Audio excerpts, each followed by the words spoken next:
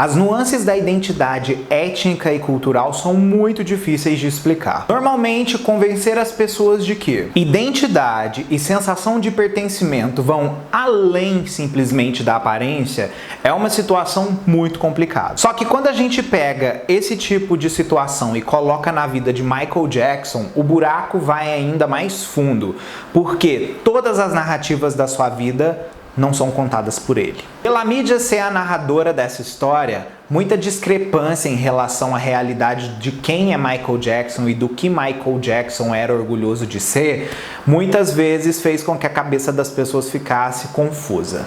E uma das coisas que o pessoal mais fala sobre Michael Jackson e recentemente tiraram da cova é literalmente a fala sobre a sua raça. Hoje a gente vai falar sobre quando Michael Jackson virou branco. Antes da gente começar esse vídeo, já quero aproveitar e convidar você que não é inscrito aqui no canal, por favor, se inscreve, vem fazer parte da nossa comunidade. Aqui eu falo de música pop e de outros assuntos relacionados e vai ser incrível ter você aqui com a gente.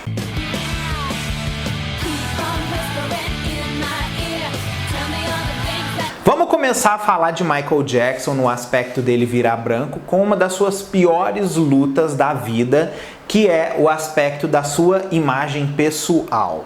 Desde sempre o Michael teve problemas muito grandes relacionados a isso. O Michael foi condicionado pelo pai dele durante toda a sua vida a se enxergar feio o tempo todo e com um nariz absurdamente grande. O Joey torturava o Michael com palavras que faziam com que ele se sentisse péssimo. E não somente isso. Um dos episódios mais clássicos que Michael Jackson já falou sobre a relação do pai dele com ele foi quando o Joey falava das espinhas de Michael Jackson e como ele tinha virado um monstro na sua puberdade. Aquilo teve um dano irreparável na sua vida. O fato é que o Michael tentava se reesculpir para a sociedade e também para ser amado pelo seu pai. Isso machucou ele durante toda uma vida que ele estava à frente do público e também no pessoal tentando ser o melhor possível para que o pai tivesse orgulho dele. A obsessão dele era o nariz, onde o pai mais falava que ele era feio,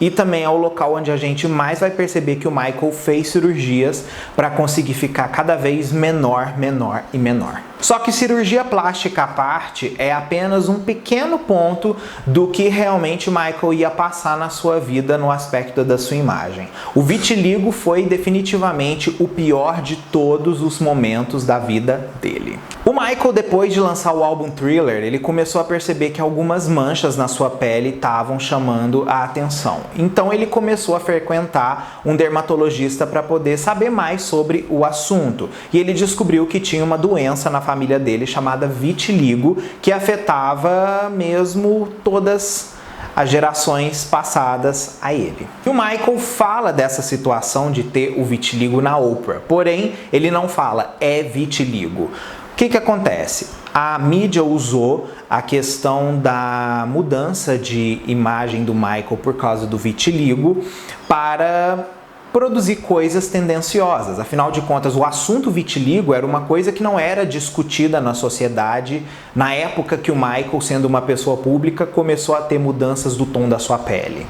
A mídia era tão absurda nesse aspecto da imagem do Michael Jackson estar ficando branco por causa da doença, que eles falavam que o Michael estava pigmentando a sua pele de branco, pois ele não se aceitava negro. E isso foi uma das coisas mais absurdas que ele ouviu, e inclusive na controversa entrevista com a Oprah, ele fala que isso era terrível e que ele era muito orgulhoso de ser um homem negro. O problema do vitiligo é que é uma doença que não pode ser parada e você não consegue também curá-la. E o que acontece? Para uma pessoa pública como Michael Jackson, isso era algo que afetava diretamente a sua carreira. Mais uma vez dizendo, gente, o obscurantismo das pessoas fazia, mais uma vez, vítimas. Porque, como ninguém sabia o que era vitiligo, era muito mais fácil falar que Michael Jackson estava traindo sua raça. O dermatologista do Michael Jackson, o Arnold Klein, ele deu uma entrevista para o Larry King e explicou a situação dermatológica do Michael Jackson, que por muito tempo assombrou a sociedade mundial. Ele falou que o vitiligo do Michael Jackson era um vitiligo tão forte, tão grave, que era mais fácil eles clarearem as manchas que o vitiligo causava, né, escuras, do que tentar combater as que estavam claras com, por exemplo, laser UV. E um exemplo disso foi as enormes doses que ele usava de hidroquinona para tirar as manchas do seu corpo, mas por toda a sua carreira a gente percebe em diversos momentos que as manchas estavam enfraquecidas, mas ainda assim presentes. Elas eram, vamos dizer assim, retocadas por maquiagem. Ele falou exatamente que clarear o tipo de vitiligo que ele tinha era muito melhor do que você tentar combater com outras coisas, levando em consideração que Michael tinha uma outra doença de pele. Ele sofria de lúpus ertiomatose discoide, que é uma doença que provoca feridas na pele quando exposta ao sol. Ou seja, além dele ter vitiligo, tá muito branquinho, a pele dele era extremamente sensível ao sol. Por isso a gente sempre via ele coberto com o guarda-chuva quando ele saía em público. Agora pensa só comigo aí, se a luz ultravioleta, que seria o tratamento para o vitiligo dele, não podia ser usada porque o Michael podia ter essas feridas causadas, como tratar o vitiligo de uma pessoa desse jeito?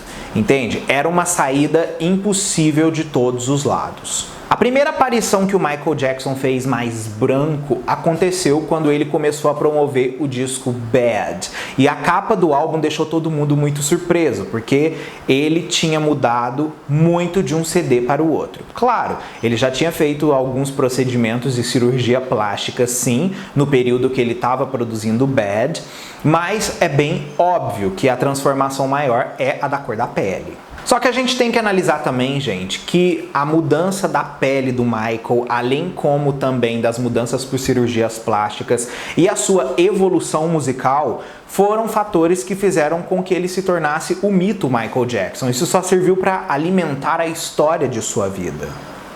E assim, vocês percebem que o vitiligo ele só foi agravando cada vez mais. Se vocês pegarem ele na era Dangerous e comparar o tom de pele dele com o tom da era Bad, vocês claramente vão perceber uma mudança muito grande.